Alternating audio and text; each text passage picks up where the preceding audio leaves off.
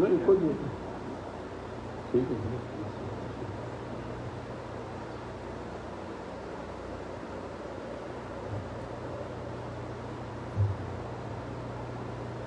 الحمد لله رب العالمين والصلاة والسلام على سيد المرسلين وعلى آله وأصحابه الطاهرين أجمعين. أما بعد فأعوذ بالله من الشيطان الرجيم. بسم الله الرحمن الرحيم. يا أيها الذين آمنوا اتقوا الله حق تقاته ولا تموتن إلا وأنتم مسلمون. واعتصموا بحبل الله جميعا ولا تفرقوا واذكروا نعمة الله عليكم إذ كنتم أعداء فألف بين قلوبكم فأصبحتم بنعمته إخوانا وكنتم على شفا حفرة من النار فأنقذكم منها كذلك يبين الله لكم آياته لعلكم تهتدون. ولتكن منكم أمة يدعون إلى الخير ويأمرون بالمعروف وينهون عن المنكر وأولئك هم المفلحون.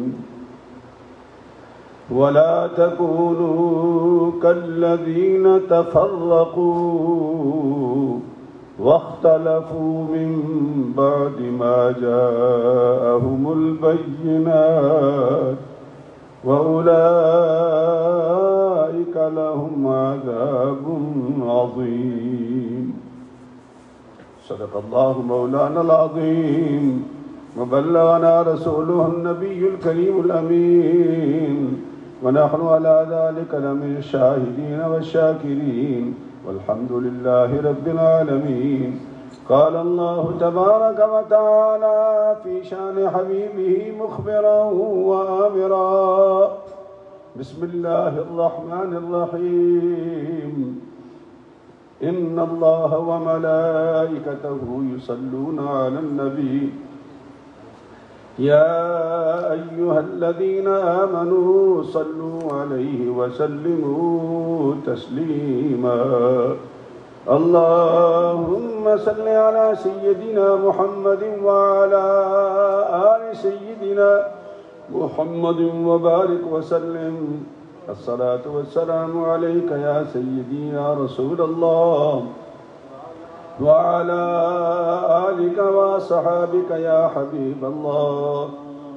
الصلاة والسلام عليك يا سيدي يا رحمة للعالمين وعلى آلك وصحابك يا شفيع المذنبين۔ انتہائی واجب الاحترام دوستوں، بھائیوں، عزیز بچوں اور آن لائن جو بیٹھے ہیں بہنوں اور بیٹیوں، السلام علیکم ورحمۃ اللہ وبرکاتہ۔ آج میری جو گفتگو ہے تھوڑی سی، اس کا عنوان ہے اتحاد امت۔ اور اتحاد امت صرف مولویوں میں نہیں ہوتا، یہ عام طور پر ہم نے بنایا ہوا جی کہ تفرقے بازی نہ کرو، اور یہ مولوی تفرقے بازی کرتے ہیں۔ قرآن نے کوئی تخصیص نہیں کی۔ قرآن نے کہا کہ جتنے تمہارے طبقے ہیں، وہ مولویوں کا طبقہ ہو، وہ ڈاکٹروں کا طبقہ ہو، وہ تعلیم یافتہ لوگوں کا محکمہ تعلیم ہو، کوئی محکمہ ہو، کوئی طبقہ ہو، سب کو اتحاد کی ضرورت ہوتی ہے۔ اتحاد کے بغیر کام نہیں چل سکتا۔ پہلی تو میں نے کہا کہ آپ کی یہ غلط فہمی دور کر دوں جو عام لوگوں نے بنا رکھی ہے، اور یہ مولوی تفرقہ پھیلاتے، ڈاکٹر نہیں پھیلاتے ہیں، یہ تعلیم یافتہ لوگ نہیں پھیلاتے ہیں۔ یہ لڑائیاں کیوں ہوتی ہیں؟ اس لیے ہوتی ہیں مخلوق خدا کا کام رک جاتا ہے۔ میں نے وہ آج کا جو کالم لکھا ہے وہ تو اخبار یہاں نہیں آ رہا آج کل، بازار سے اگر اٹھا سکتے ہیں، یہ آن لائن آ جائے گا۔ وہ میں نے لکھا ہے طلسماتی تقسیم۔ یہ آج کل جو پروگرام بن رہے ہیں نا پاکستان میں یا امریکہ میں، یہاں تو خیر تھوڑا محتاط ہیں لوگ، لیکن جو تقسیم کرنے والے لوگ ہوتے ہیں نا، وہ تقسیم کیسی کرتے ہیں، اس کے اوپر میں نے کالم لکھا ہے، طلسماتی تقسیم۔ معلوم یہ ہوا کہ اتحاد میں سب یہ یکساں ہیں، اس لیے اللہ پاک نے جو حکم دیا قرآن مجید میں وہ صرف مولویوں کے لیے نہیں ہے۔ یہ دماغ سے خناس نکالو پہلے۔ اللہ فرماتا ہے کہ یا ایھا الذین آمنوا اتقوا اللہ حق تقاتہ ولا تموتن الا وانتم مسلمون۔ اے ایمان والو، اللہ سے ڈرو، اور ڈرو کیسے؟ جس سے ڈرنے کا حق ہے، اور نہ موت آئے تمہیں اس دنیا سے مگر تمہاری موت کلمے پر آئے، تم مسلمان ہو کر دنیا سے رخصت ہو جاؤ۔ بزرگوں نے بڑی اس میں باتیں لکھی ہیں، میں مختصر کرتا ہوں چونکہ وقت اتنا نہیں ہوتا کہ تفصیل میں جاؤں۔ وہ کہتے ہیں کہ تقوی کا مطلب کیا ہے؟ کیوں اللہ کہتا ہے کہ تم اتقوا اللہ، اللہ سے ڈرو؟ اور اللہ سے ڈرنا کیا ہے؟ وہ تو بندہ تو چھپری سے بھی ڈر جاتا ہے، اگر ڈرنا ہی ہے تو چوہے سے بھی ڈر جاتا ہے، ڈرتے لوگ، لیکن اللہ کہتا ہے نہیں، مجھ سے ڈرو۔ اور اس سے اللہ سے ڈرنا کیا ہے؟ وہ نعوذ باللہ چوہے والا ڈر نہیں ہے، سانپ والا ڈر نہیں ہے۔ یہ ڈر یہ ہے کہ تم یہ توجہ رکھو کہ میرا رب مجھے دیکھ رہا ہے، اور میں جو کام کر رہا ہوں وہ اس کو دیکھ رہا ہے۔ اور اس میں کیا ہے کہ اللہ کے احکام کی اطاعت۔ اللہ نے کہا کہ چوری نہ کرو تو نہ کرو، اللہ نے کہا شراب نہ پیو تو نہ پیو، اللہ نے کہا کہ سود نہ کھاؤ تو نہ کھاؤ۔ تو یہ تو یکساں حکم ہے سب کے لیے، یہ صرف ایک طبقے کے لیے تو نہیں ہے۔ اور فرمایا کہ اللہ کا شکر کرو، اللہ کا ناشکری نہ کرو۔ پھر فرمایا زبان کی حفاظت کرو، یہ اتقوا اللہ اس کو کہتے ہیں، یہ ہے تقوی، زبان کی حفاظت کرو۔ اور پھر کیا فرمایا؟ سرکار دو عالم صلی اللہ علیہ وسلم فرمایا کہ متقی اتقاء میں ایک خاص چیز فرمایا سرکار نے کہ وہ ضروری ہے۔ وہ کیا ہے؟ فرمایا کم کھایا کرو، کم سویا کرو، کم کھاؤ اور کم سو، اور ہمیشہ اللہ کا ذکر کرتے رہو۔ ہم تو جب دسترخوان پر بیٹھتے ہیں، مولوی تو بیچارے بدنام ہے، یقین کرے آپ، میرا وجود دیکھ لو یار، میں مولوی ہوں، اور لوگوں کو وجود دیکھو طبیعت خوش ہو جائے گی آپ کی، لیکن کھانے میں بدنام ہم ہیں، کھا دنیا جاتی ہے۔ سارے بازاروں میں دیکھو مولوی بیٹھے کھا رہے ہوتے ہیں، سارا جہان کھا رہا ہوتا ہے۔ تو میرے مصطفیٰ صلی اللہ علیہ وسلم غصہ نہ کرنا میری باتوں کا، وہ بات غصہ آ جاتا ہے اس بات سے کہ مولوی جی یہ کر دیا، مولوی نے یہ کر دیا، مولوی نے فتنہ پھیلا دیا۔ او بھائی فتنے سب پھیلاتے ہو، اپنے اندر صفوں میں اتحاد پیدا کرو۔ گھر میں اتحاد نہ ہو تو باپ منتشر ہو جاتا ہے، اور باپ منتشر ہو گیا تو گھر گیا تمہارا۔ اتحاد کرو، باپ کو موقع دو وہ گھر کو لیڈ کرے۔ بات بھی کیا کہہ رہا ہوں، یہ گھر کی بات کر رہا ہوں۔ اسی طرح یہ مولوی صاحبان بھی ہیں، اللہ ان کو بھی ہدایت دے، چونکہ یہ زیادہ پکڑے جائیں گے، اس میں کوئی شک کی بات نہیں، چونکہ ان کے پاس تعلیم زیادہ ہوتی ہے، ان کی پکڑ زیادہ ہوگی بنسبت عام آدمیوں کے۔ تو تمام طبقے، میرا رب کہتا ہے مجھ سے ڈرو، ڈرو جس طرح حق ہے ڈرنے کا۔ سرکار نے فرمایا کم از کم پیٹ میں اتنی جگہ تو رکھو کہ تم اللہ کا ذکر کر سکو، سانس لے کر۔ اگر تم نے ٹھونس لیا پیٹ کو تو پانی کی جگہ نہیں تو تم ذکر کیا کرو گے؟ تمہارا سانس کہاں سے آئے گا؟ اس کا تو مولوی سے کوئی تعلق نہیں نا بھائی۔ یہ میرے مصطفیٰ صلی اللہ علیہ وسلم نے فرمایا کہ اتقاء یہ ہے کہ کم کھا کم سو۔ سرکار دو عالم حضرت ابو ہریرہ کی روایت ہے یہ، سرکار دو عالم فرماتے ہیں کہ 3 چیزیں رب کو بڑی پسند ہیں اور 3 چیزیں رب کو بڑی ناپسند ہیں۔ پسند کون کون سی ہیں؟ فرمایا کہ اللہ کی عبادت کرنا شوق سے، مجبوری سے نہیں۔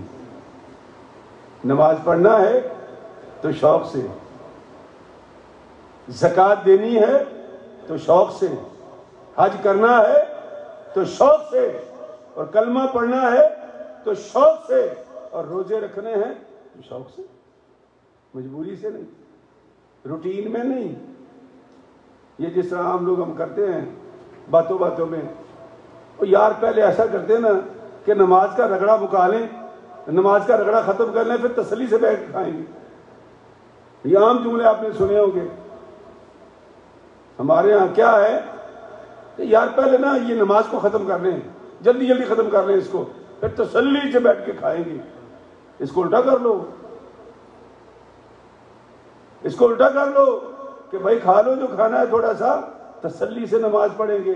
بات تو اتنی ہے، یہ شوق ہے اور وہ مجبوری ہے، فرق کر لو تھوڑا سا۔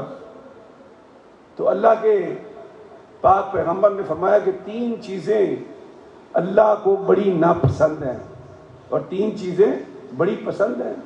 پسند میں کیا ہے؟ عبادت، کہ اللہ کی عبادت شوق سے کی جائے۔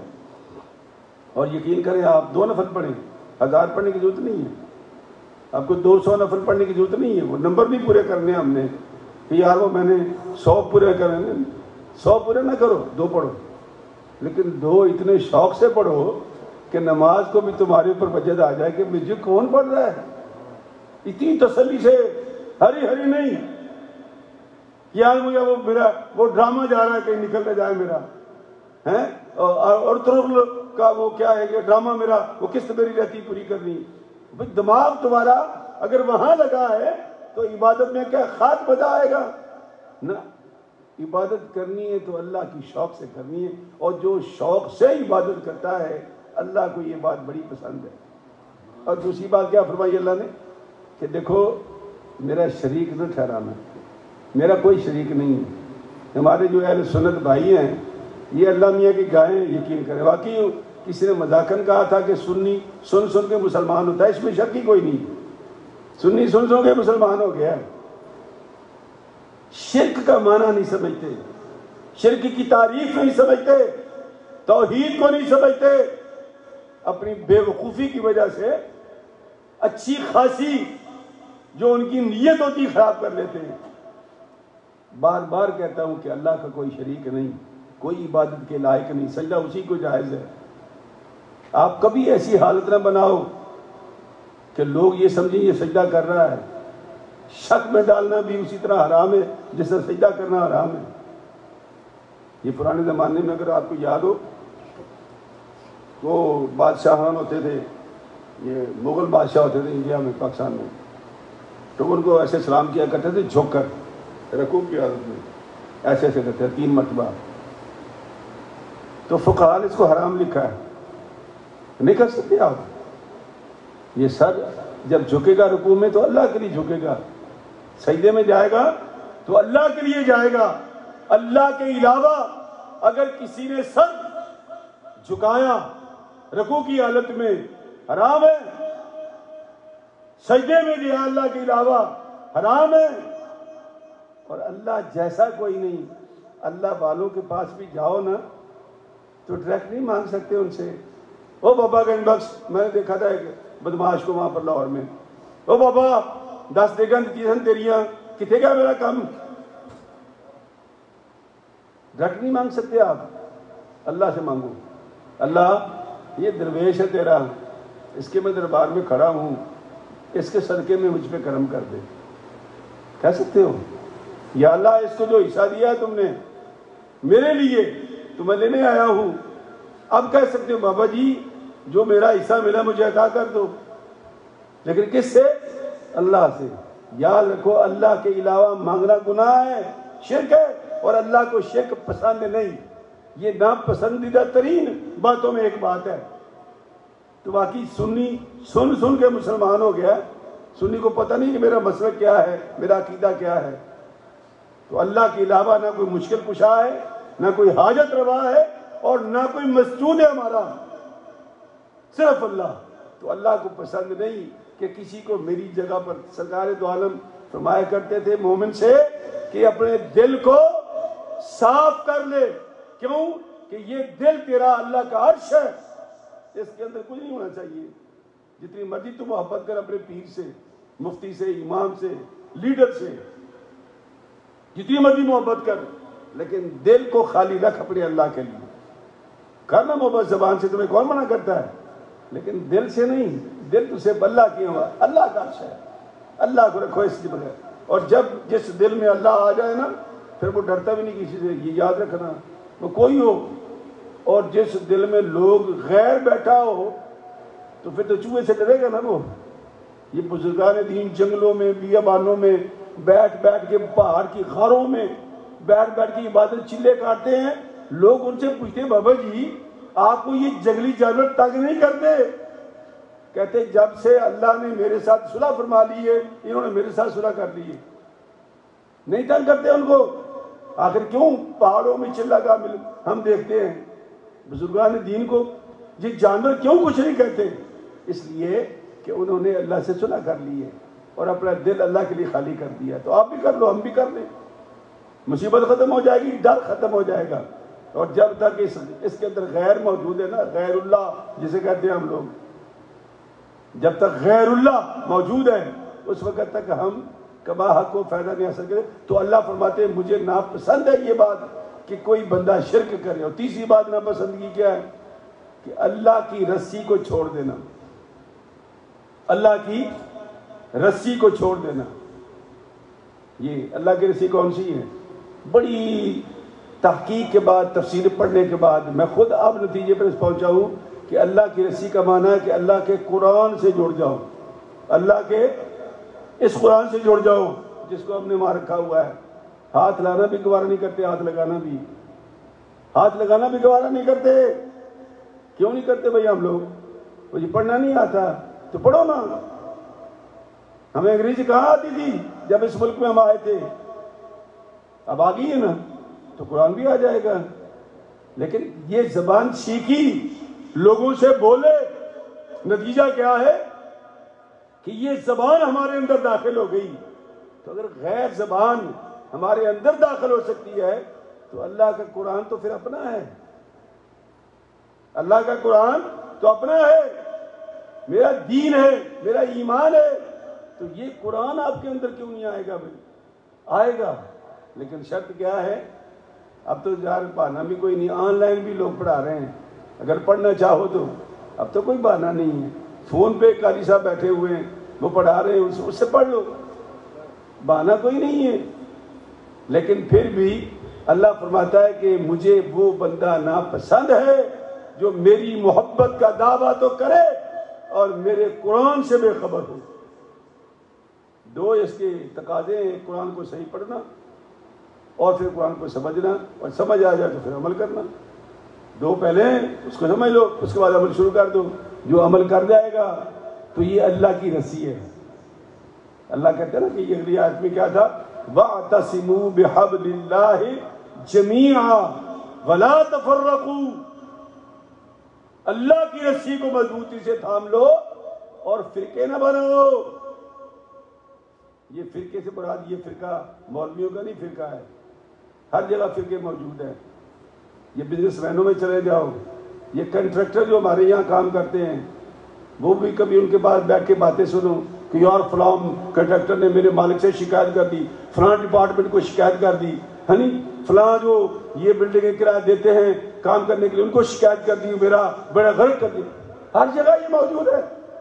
اطاعت کرو، ایک دوسرے کی بھلائی چاہو، ایک دوسرے کا بھلا سوچو، تو اللہ تعالیٰ تو یہی کہتا ہے میں اس بات سے خوش ہوں کہ تم ایک دوسرے کا بھلا سوچو، اور اسی میں یہ ہے کہ جس کو یہ اللہ کا قرآن آ جائے گا نا، آپ یقین کریں، میں نے پڑھانا شروع کیا اور رات کو 9 بجے روزانہ سبق پڑھاتا ہوں میں دوستوں کو، الحمدللہ ثم الحمدللہ، اللہ کی کرم نوازی ہے۔ میں سمجھتا تھا کہ کوئی بندہ نہیں ہوگا، لیکن 300-400 بندہ سن رہا ہوتا ہے رات کو سبق۔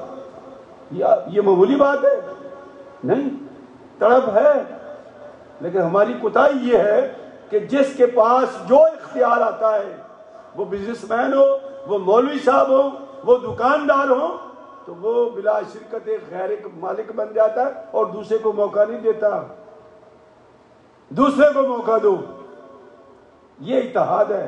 اپنے بھائی کا بھلا سوچو، یہ اتحاد ہے۔ سرکار نے فرمایا من کان فی حاجت اخیہ کان اللہ لہ، جس کسی نے اپنے بھائی کا خیال کیا اللہ فرماتا ہے میں اس کا خیال رکھوں گا۔ یہ سرکار کا فرمان ہے۔ تو اللہ کے قرآن سے مضبوط، اور کیا فرمایا کہ ناپسند کیا ہے اللہ پاک کو، یہ تو ہوگی پسندیدی، ناپسند کیا پہلی، فرمایا قیل و قال کرنا فضول باتوں پر۔ ہے تو بڑی عجیب بات، لیکن میں کہہ دیتا ہوں، عجیب بات ہے، کہہ دیتا ہوں، یہ جو دنیا کے اندر نظام چل رہا ہے، یہاں ٹرمپ صاحب ہمارے موجود ہیں، یہ بادشاہ آتے جاتے رہتے ہیں پاکستان میں، انڈیا میں، پتہ نہیں کہاں کہاں ہیں، کئی لوگ آئے۔ میں 1958 میں مجھے ہوش آئی تھی جب قرآن پاک کا حافظ ہو گیا تھا میں، لوہاری دروازے باہر، اس وقت یہ مسجد نہیں ہوتی تھی، پرانے زمانے کی بات کر رہا ہوں، یہ لوہاری مسجد ہے نا، مسلم مسجد بنی ہوئی بات، یہ نہیں تھی۔ وہاں قصے بکا کرتے تھے، ایوب نے ماشاء اللہ لگائی تھی پاکستان میں، اور وہ قصے ایک ایک آنے کے بکا کرتے تھے، کیا طوفانی ماشاء اللہ تھا یار۔ مجھے آج بھی یاد ہے کہ 12 سال کے بازو لوٹ آئے تو یہ ہو گیا تو وہ ہو گیا، فلاں مقدمے نکل آئے، قاتل پکڑے، وغیرہ وغیرہ وغیرہ، زلزلہ آ گیا تھا۔ بچپن کی بات سنا رہا ہوں آپ کو۔ اس کے بعد کئی مرتبہ زلزلے آئے، ہم بڈھے ہو گئے ہیں، وہ زلزلے آتے رہتے ہیں، جاتے رہتے ہیں، آتے رہتے ہیں، جاتے رہتے ہیں، کوئی نہیں بچا سوا اللہ کی ذات کے۔ تو یہ قیامت بھی گزر جائے گی۔ لوگ سلام لینا چھوڑ گئے ہیں کہ آپ نے میرے لیڈر کے بارے میں بات کی، مفتی صاحب میں آپ سے سلام نہیں لوں گا، آپ کے پیچھے نماز نہیں پڑھوں گا۔ یہ ہماری حالت ہے ان لیڈروں کے پیچھے، جن کا آج پتہ ہے کل پتہ بھی نہیں ہوگا ان کا۔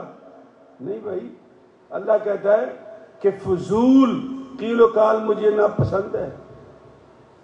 بلا وجہ باتوں میں بحث کرتے ہو، نہ تمہارا لینا نہ تمہارا دینا، نہ تم وہ ان کے پالیسی سازوں میں ہو اور نہ تم وہاں کے رہنے والوں میں سے ہو۔ ہم امریکہ کے لوگ ہیں، یہاں پر رہتے ہیں، ہم نے پالیسیاں بناتے ہیں نا، ہمیں پتہ ہے، لیکن لڑائی ہم یہاں کرتے ہیں، نمازیں ہم یہاں چھوڑ دیتے ہیں اپنے امام کے پیچھے کہ تم نے میرے لیڈر کی توہین کی ہے۔ اللہ کہتا ہے یہ مجھے ناپسند ہے کہ فضول قیل و قال جس کا کوئی مطلب نہیں۔ کیا مطلب ہے؟ اگر گھنٹہ ہم بحث کر لیں گے یہاں پر تو کچھ نہیں۔ دوسری بات جو اللہ نے کی، مال برباد کرنا، مال برباد کرنا، یعنی چار یاری میں یا جہاں پر یہ مشہوریاں ہوتی ہیں ہماری، اس میں تو پیسے لگا دیتے ہیں ہم لوگ، بھائی میری مشہوری ہوگی، 10,000 20,000 ڈالر دے دیتے ہیں، یہ پتنگ اڑانے والوں کو 20,000 ڈالر، یہ کرکٹ کھیلنے والوں کو 15,000 ڈالر، کیوں دیتے ہیں ہم لوگ؟ پتہ ہے آپ کو کہ اخبار میں تصویر چھپتی ہے، بلے بلے ہوتی ہے ہماری، اور مسجد کے لیے چلے جاؤ، کہتے ہیں مسجد کو تو بڑے لوگ دیتے ہیں، مسجد کو تو بھائی جو رویہ تم نے رکھا ہے باقی بھی یہی کرتے ہیں کہ مسجد کو تو ہی بڑے لوگ دیتے ہیں، لیکن ہم دیں گے تو مسجد چلے گی نا۔ نہیں سوچتا ادھر کوئی، لیکن ادھر بلے بلے بلے اخباریں اٹھا کے دیکھ لو، ہاں جی حاجی صاحب چودھری صاحب تھیلا آٹے کا دے رہے ہیں، جناب یہ گڈی والوں کو دے رہے ہیں، یہ کرکٹ والوں کو دے رہے ہیں۔ اللہ فرماتا ہے کیوں مال برباد کرتے ہو؟ ناپسند ہے مجھے، مال لگانا ہے تو ماں باپ پہ خرچ کر۔ اللہ کے پاک پیغمبر نے فرمایا کہ جو دینار تم نے گھر پہ خرچ کر دیا، فرمایا وہ سارے کائنات کے خرچے سے بہتر ہے۔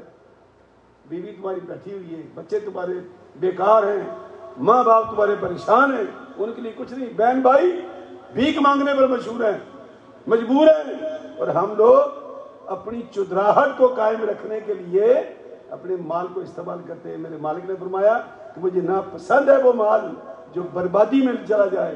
وَلَا تُسْرِفُوا إِنَّهُ لَا يُحِبُّ الْمُسْرِفِينَ۔ اے ایمان والو، اگر میں نے مال دیا ہے تو سوچ سمجھ کے خرچ کر، اس کا میں نے حساب لینا ہے تم سے۔ اسراف نہ کر، ضائع نہ کر، برباد نہ کر۔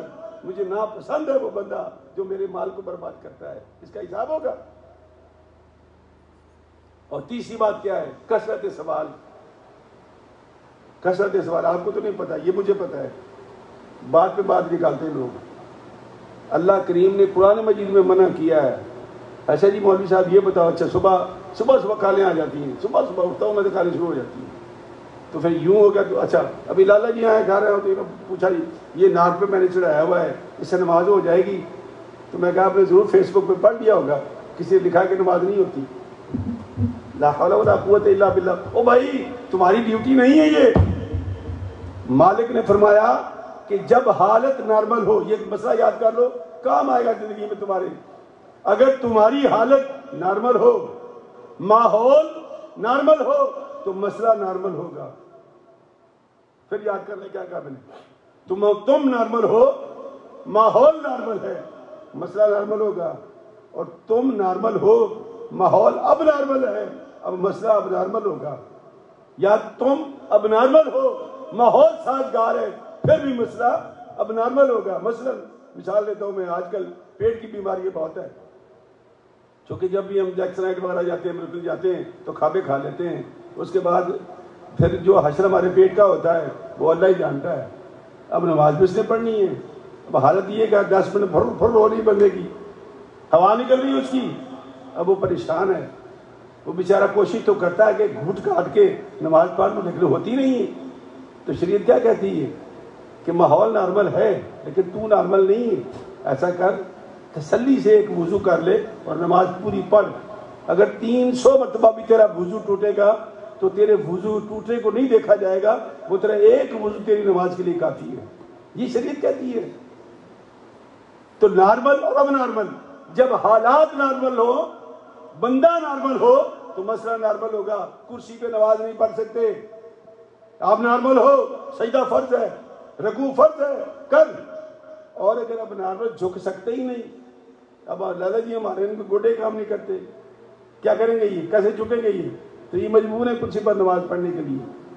اب وہ فیس بک پہ لکھا، میں نے خود پڑھا ہے، وہ جی نماز کرسی بھی تو ہوتی ہی نہیں ہے، اور بھی کہاں ہوتی ہے۔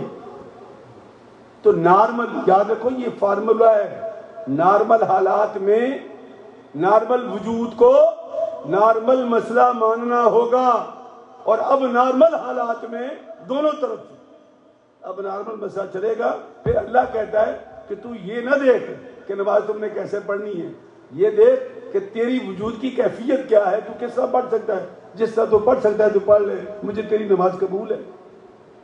اللہ فرماتا ہے کہ تو اٹھ نہیں سکتا تو لیٹے لیٹے اشارے سے پڑھ لے، پڑھ، بہانہ نہ بنا، کوئی بہانہ نہیں، لیٹے اچھا پھر لیٹ کے بھی نہیں پڑھ سکتا تو فرمایا آنکھ کی پتلیوں کے اشارے سے نماز پڑھ لے، کتنا ٹائم لگتا ہے یہاں۔ تو یہ صورتحال جو ہے اس کو سمجھنے کی ضرورت ہے۔ تو اللہ پاک نے فرمایا کثرت سوال، یا ایھا الذین آمنوا لا تسألوا عن اشیاء ان تبد لکم۔ سرکار حج سے واپس آ رہے تھے، ایک جگہ پڑاؤ کیا آپ نے، تو ایک بندے نے پوچھا یا رسول اللہ یہ حج ہر سال فرض ہے؟ اور چپ ہو گئے۔ اس نے پھر پوچھا یا رسول اللہ یہ حج ہر سال فرض ہے؟ آپ پھر چپ ہو گئے۔ تیسری مرتبہ سے پھر سوال کر دیا، بندے بھی تو بات نہیں آتے نا۔ سرکار تیسری مرتبہ سے بولے، آپ نے فرمایا اللہ کے بندو مجھ سے بار بار سوال نہ کیا کرو، اگر میں ہاں کہہ دیتا تو تم ایک آدمی کر سکتے کہ ساری زندگی آج کیسے کرتے تم لوگ، فرض ہو جاتا تمہارے اوپر. اس لیے پھر اللہ نے قرآن اتار دیا کہ ایمان والو لا تسألوا عن اشیاء ان تبد لکم، سوالات نہ کیا کرو زیادہ. اگر کرو گے اور تمہیں بتا دیے جائیں تو تمہارے لیے اس کو نبھانا مشکل ہو جائے گا. تو کیوں مصیبت میں ڈالتے ہو؟ موسیٰ علیہ السلام سے جب کہا گیا کہ اپنی قوم سے کہو کہ گائے ذبح کریں، اب شریعت کہتی ہے کہ کوئی گائے پکڑ کے ذبح کر دیتے تو ہو جاتی. اچھا جی موسیٰ علیہ السلام یا اللہ سے پوچھ کے بتا رنگ کیسا ہو، اللہ سے پوچھ کے بتا اس کی ٹانگیں کیسی ہوں، اللہ سے پوچھ کے بتا وہ موٹی کتنی ہو، اس کی عمر کتنی ہو. اب یہ سوالات شروع کر دیے. تو اللہ کریم نے بھی پھر ایک گائے کا پتہ بتا دیا، ایک ہی گائے کا، پوری کائنات میں ایک ہی گائے تھی. اور جب وہاں لینے کے لیے پہنچے تو ان کا جی موسیٰ علیہ السلام زمانے میں دیں اور اس کو تولو، جتنا مال ایک پلڑے میں آئے گا وزن کے حساب سے دوں گا. تو کیا ہاتھ آیا ان کے کثرت سوال سے. اور اللہ نے کہا تھا گائے ذبح کر تو کر دیتے، لیکن نہیں، ہم بھی وہی کر رہے ہیں آج کل. اچھا جی مولوی صاحب تو پھر یوں ہوگا تو پھر کیسے ہوگا، اچھا جی پھر یہ، اچھا جی پھر یہ، اچھا جی یہ، اچھا جی یہ، اچھا جی کثرت سوال. سوال یہ ہے کہ مثال دے رہا ہوں، نارمل حالت میں، نارمل ماحول میں، دو لفظ کہے میں نے، یاد کر لو، نارمل مسئلہ ہوگا. اب نارمل حالات میں آپ اب نارمل ہو یا حالات اب نارمل ہیں، دونوں حالتوں میں اب ہم نارمل ہیں. لیکن گورنمنٹ نے کہا جی نہیں جا سکتے نماز پڑھنے کے لیے، یا 2 مہینے جمعہ ہی نہیں ہوا یہاں پر. اب کہا جی 50-60 بندے یہ ماسک لگا کے چلے جایا کرو، اوپر نیچے پورے کر دیا کرو. ہم آ جاتے ہیں. یہ حالات اب نارمل ہیں تو یہاں مسئلہ ہمارا نہیں چلے گا. پھر اب اسی طرح یہ بعض دفعہ بندے وینٹیلیٹر پر ہوتے ہیں نا، تو وہ مجھے کال کر دیتے ہیں استاد جی وہ ڈاکٹر کہتے ہیں کہ یہ بچ نہیں سکتا، تو یہ وینٹیلیٹر پہ ہم اس کو کیا کریں جناب. میں نے کہا بھائی میں ڈاکٹر نہیں ہوں، میں امام ہوں. یہ ڈاکٹر جو ہے نا یہ اس کے ذمہ دار ہیں، وہ بتائیں آپ کو کہ کیا کرنا ہے، کیونکہ فیصلہ ڈاکٹر نے کرنا ہے، نہ تم نے کرنا ہے نہ میں نے کرنا ہے. تو شریعت بھی کہتی ہے کہ جو جس کا اہل ہے اس سے سوال کر.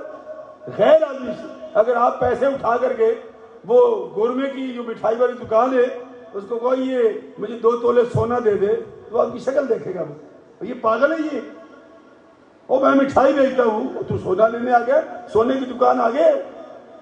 کتنی سمجھداری کی بات یہ ہے. لیکن نہیں، ہم الٹے سوال الٹے لوگوں سے کرتے ہیں تو جواب کیا ملے گا پھر. وہ ماشاءاللہ ماشاءاللہ پھر ایسے جواب دیتے نا ہماری بھی طبیعت خوش ہو جاتی، دوسروں کی بھی خوش ہو جاتی. نہیں، سوال اللہ کہتا ہے فَاسْأَلُوا أَهْلَ الذِّكْرِ إِن كُنتُمْ لَا تَعْلَمُونَ. اے ایمان والو جب بھی کبھی سوال کرنا ہو تو اس سے کرو جس سے متعلق ہے، غیر متعلق سے سوال نہ کرو، وہ بیڑا غرق کر دے گا آپ کے سوال کا. اور پھر وہ کیا ہے، یہ خواب آتے نا بندوں کو، اس کے بارے میں بزرگوں نے لکھا ہے، مفسرین نے لکھا ہے کہ جب تمہیں خواب آیا کرے نا، اول پہلی بات تو یہ ہے کہ یہ 2 چیزیں ہوتی ہیں، خواب و خیال. خواب اور خیال، ایک ہوتا ہے خیال، ایک ہوتا ہے خواب. یہ 2 لفظ استعمال کرتے ہیں. اس کی تشریح سننے کام آئے گی آپ کی. خواب وہ ہوتا ہے جو عشاء کی نماز پڑھ کے تسلی سے آپ سو جائیں اور 2, 2:30, 3 بجے کے قریب آپ کو کوئی آئے خواب اور اذان کی آواز آ جائے اوپر سے اور آپ اٹھ جاؤ، تو اس دوران میں جو تمہیں دکھائی دے گا وہ خواب ہے، اس کا کوئی نہ کوئی تعبیر ہوگی. سمجھ لیں، آپ نے ساگا تو ٹیکسی چلائی ہے، صبح کے ناشتہ کیا، آپ نے سو گئے ہو اور دن کو تمہیں خواب نظر آئے گا، وہ خیال ہے، خواب نہیں ہوتا. اسی طرح آپ ایک دبا کی روٹی کھائی، ہوٹل سے واپس آئے 12-2 بجے کے قریب اور آگے لیٹ گئے، اس کے بعد آپ کو کھوتے گھوڑے نظر آئیں گے، خواب نہیں آئے گا آپ کو، وہ خیالات ہیں. یاد رکھو فجر کے بعد سو جاؤ، جو آپ کے دماغ میں آئے گا وہ خیال ہوگا، خواب نہیں ہوگا. تو خواب اور خیال کی تشریح کرو. خواب جب بھی آئے تو اس وقت میں آئے گا، عشاء کی نماز کھانا تھوڑا کھایا ہو، تسلی سے سو جاؤ. 2-2:30 بجے کے قریب جو خواب آئے گا اس کا معنی ہوتا ہے. اور پھر فقہا فرماتے ہیں، مفسرین کہتے ہیں کہ جا کے اہل سے سوال کر. اگر کسی نااہل سے سوال کر لیا، اس نے جو بتا دیا تمہارے دماغ میں بیٹھ جائے گا، پھر وہ نکل نہیں سکے گا. اس لیے کبھی غیر متعلقہ بندے سے اپنے خواب کی تعبیر نہ پوچھ. یہ لکھا ہے کتابوں میں. ہم کیا کرتے ہیں، اوٹ پڑانگ خواب خیالات اور ایسے ایسے خیالات کہ اللہ مان والحفیظ. بہرحال میرا کہنے کا مقصد یہ تھا کہ کثرت سوال سے بچو. اور اللہ فرماتا ہے کہ واعتصموا بحبل اللہ جمیعا ولا تفرقوا. اللہ کی رسی کو مضبوطی سے پکڑ لو اور اکٹھے ہو جاؤ, الگ الگ نہ ہونا. یہ مولوی کو نہیں بھائی, بار بار کہہ رہا ہوں, یہ سب کے لیے ہے. ولا تفرقوا. اور جب یہ قومیں ٹوٹتی ہیں نا یا قومیں بگڑتی ہیں تو پھر پتہ کیا ہوتا ہے, جو بھی طبقہ لیڈ کر رہا ہوتا ہے قوم کو, اس کا بیڑا غرق ہوتا ہے تو قوم کا بیڑا غرق ہوتا ہے. سب کے لیے یکساں حکم ہے. فرمایا وَاذْكُرُوا نِعْمَتَ اللَّهِ. یہ دو قبیلے تھے, اوس اور خزرج. جب سرکار مدینے گئے ہیں, کوئی ایک قتل پیر کی لڑائی شروع ہوئی تھی مرغی سے. مرغی ان کے گھر گئی, اسے لات توڑ دی. ان کی بکری آئی, انہوں نے بکری کی لات توڑ دی. پھر انہوں کو بندہ مار دیا. 120 سال تک یہ لڑائی چلتی رہی. 120 سال تک. سرکار جب مدینے میں گئے تو صلح کرا دی سرکار نے. 120 سال کے بعد اللہ نے اس واقعے کو نقل کیا ہے کہ وَاذْكُرُوا نِعْمَتَ اللَّهِ عَلَيْكُمْ. یاد کرو اس بات کو اور ذکر کرو اللہ کا, شکر کرو اللہ کا کہ تم جہنم کے کنارے پر پہنچ چکے تھے, اب گئے کہ اب گئے, لیکن میرا محبوب آیا, اس نے تمہاری صلح کرا دی. فَأَلَّفَ بَيْنَ قُلُوبِكُمْ. تمہارے دلوں کی محبت ڈال دی اور پھر تم بھائی بھائی بن. فَأَصْبَحْتُم بِنِعْمَتِهِ إِخْوَانًا. بھائی بھائی بن کے. وَكُنْتُمْ عَلَىٰ شَفَا حُفْرَةٍ مِّنَ النَّارِ. تم تو جہنم کے گڑھے کے اوپر پہنچ چکے تھے. فَأَنْقَذَكُم مِّنْهَا. اللہ نے تم کو بچا لیا. كَذَلِكَ يُبَيِّنُ اللَّهُ لَكُمْ آيَاتِهِ لَعَلَّكُمْ تَهْتَدُونَ. اللہ کھول کر بیان کرتا ہے ہر بات کو تاکہ کوئی کسی کو اشکال یا غلطی نہ رہے. اللہ ہر چیز کو کھول کھول کر بیان کرتا ہے. پھر فرمایا وَلْتَكُن مِّنكُمْ أُمَّةٌ يَدْعُونَ إِلَى الْخَيْرِ وَيَأْمُرُونَ بِالْمَعْرُوفِ وَيَنْهَوْنَ عَنِ الْمُنكَرِ وَأُولَٰئِكَ هُمُ الْمُفْلِحُونَ. تم میں سے کم از کم ایک جماعت ایسی ہونی چاہیے جو اللہ کے دین کی دعوت دے, جو اچھائی کا حکم دے. یہ ضروری نہیں وہ تبلیغی جماعت اور دعوت اسلامی کی بات نہیں ہو رہی. نہ تم میں گھر کے اندر کوئی بھی گھر کا ساتھی اٹھے اور یہ کام کرے. یامرون بالمعروف وینہون عن المنکر. وہ بھی کام ٹھیک ہے, وہ جو کرتے ہیں وہ بھی ٹھیک ہے, لیکن صرف انہی کو مخصوص کر دینا یہ بھی غلط ہے. ایک جماعت ہونی چاہیے, اچھائی کا حکم دے, برائی سے منع کرے. وَأُولَٰئِكَ هُمُ الْمُفْلِحُونَ. اور وہی لوگ کامیاب ہیں. اور اس کے بارے میں سرکار نے فرمایا کہ من رأى منکم, یہ جماعت کے لیے نہیں ہے, عام مسلمان کے لیے. من رأى منکم منکرا فلیغیرہ بیدہ. جو تم میں کوئی برائی دیکھے تو اپنے ہاتھ سے اس کو روک دے برائی کو. فرمایا یہ کامل ایمان ہے. فرمایا فَإِن لَّمْ يَسْتَطِعْ فَبِلِسَانِهِ. اور اگر اس کی توفیق نہیں ہے تو زبان سے سمجھاؤ اس کو. اور اگر زبان سے بھی تو نہیں سمجھا سکتا تو فَبِقَلْبِهِ. تو کم از کم دل میں تو برا سمجھ اس کو. وَذَلِكَ أَضْعَفُ الْإِيمَانِ. تو یہ ایمان کا کمزور ترین حصہ ہے. یہ کچھ بھی نہیں کر سکا تم. فرمایا وَلَا تَكُونُوا كَالَّذِينَ تَفَرَّقُوا وَاخْتَلَفُوا مِن بَعْدِ مَا جَاءَهُمُ الْبَيِّنَاتُ وَأُولَٰئِكَ لَهُمْ عَذَابٌ عَظِيمٌ. اور ان لوگوں کی طرح نہ ہو جانا جو فرقوں میں بٹ گئے تھے, جب ان کے پاس واضح نشانیاں آ چکی اس کے بعد بھی اختلاف کرنے لگے, اور انہی لوگوں کے لیے سخت عذاب ہے. اچھا, جب ہمارا اختلاف ہوتا ہے, سرکار نے فرمایا کہ بنی اسرائیل کے اندر بھی یہ بیماری پیدا ہو گئی تھی. جب وہ فرقے بنے نا فرقے, تو پھر فرقوں سے وہ فرقے بنتے چلے گئے. ہمارے پہلے زمانے میں ہم سنتے تھے سنی اور شیعہ دو فرقے ہوتے, یہ تو نبی کے زمانے سے آ رہے ہیں. پھر اس کے بعد جناب شیعوں کی تقسیم شروع ہو گئی, اسماعیلیہ, زیدیہ, پھر اس کے بعد شروع ہو گئی امامیہ. ادھر ہمارے شروع ہو گئے دیوبندی, بریلوی, وہابی, پتہ نہیں کیا کیا شروع ہو گئے. سرکار نے فرمایا ان کے 72 میں تھے, تمہارے 73 ہوں گے. جو حالت ہم نے روا رکھی ہوئی ہے اسی طرح ہر جگہ پر ہے. اور فرمایا کہ جو برائیاں ان میں تھیں وہ میری امت میں بھی آئیں گی. اگر بنی اسرائیل میں کسی بدبخت نے اپنی ماں سے زنا کیا تھا تو فرمایا ایک وقت آئے گا میری امت میں بھی کوئی نہ کوئی بے ایمان ایسا پیدا ہوگا جو یہ حرکت کرے گا, وہ باز نہیں رہ سکتے یہ لوگ. یہ سرکار نے فرمایا, اور یہ پہلے کی باتیں ہیں جو سرکار نے اس زمانے میں بیٹھ کے فرمایا. بچے گا وہ جو میرے اور صحابہ کے نقش قدم پر ہوگا. یہ سن لیں دھیان سے, میرے اور صحابہ کے نقش قدم پر ہوگا. تو صحابہ تو 1,24,000 ہیں. نبی نے فرمایا میرے اور صحابہ کے نقش قدم پر ہوگا. تو 1,24,000 صحابی کہاں تلاش کرو گے تم؟ لیکن جتنے ہیں ان کے دامن سے وابستہ ہو جاؤ. اگر کوئی بندہ کہے جی مجھے قرآن ہی کافی ہے, میں تو حدیث کو نہیں مانتا, میں تو صحابہ کو نہیں مانتا, تو کام سے کیا وہ جو کہتا جی میں صرف حدیث کو مانتا ہوں صحابہ کو نہیں مانتا, وہ بھی کام سے گیا. اور جو یہ کہے کہ میں اللہ کا قرآن بھی مانتا ہوں, نبی کی حدیث بھی مانتا ہوں اور صحابہ کا طرز عمل بھی مانتا ہوں, وہ بچ گیا. ضرورت ہی کوئی نہیں ہے. چیک ہے یہ تمہارے پاس, لگا کے دیکھ لو ایسے کہ یہ کس لیول کا مسلمان ہے, یہ کہاں تک جاتا ہے.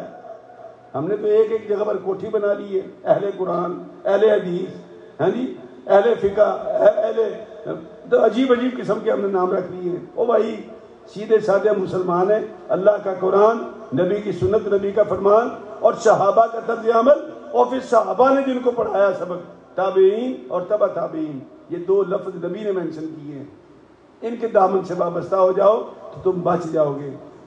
تو میرے دوستو, اللہ تبارک و تعالیٰ بھائی ہمیں توفیق دے. آخری بات یہ ہے کہ جنت اور جہنم کا فیصلہ آپ نے نہیں کرنا, نہ میں نے کرنا ہے. خدا کے لیے ہاتھ جڑے ہوئے ہمارے, یہ جنت اور اچھا وہ دنیا دار لیڈروں کے پیچھے میں نے دیکھا ہے کہ جناب وہ مجھے ایک صاحب نے کہا اللہ مجھے معاف کرے, اللہ اس کو بھی معاف کرے, مفتی صاحب آپ جہنمی ہیں. وہ لیڈر تو خدا ہی ہے, خدا نے ہمارے اوپر نافذ کیا, لا حول ولا قوت الا باللہ. تو یہ باتیں چھوڑ دو. جنت اور جہنم اللہ کی ہے, تقسیم وہی کرے گا, ہم نہیں کر سکتے, نہ ہمارے اختیار میں ہے. دوست کو سمجھا سکتے ہو, نہیں سمجھا سکتے, خاموش ہو جاؤ. بس اللہ تبارک و تعالیٰ